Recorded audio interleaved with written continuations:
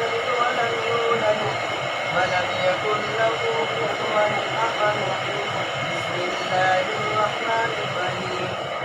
قل أعوذ برب الفلق من شر ما خلق ومن شر غاسق إذا وقب ومن شر النفاثات في العقد ومن شر حاسد إذا حسد.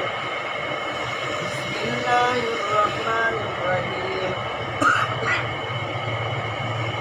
قل أعوذ برب الناس ملك الناس إله الناس من شر الوسواس الخناس الذي يوسوس في صدور الناس من الجنة والناس.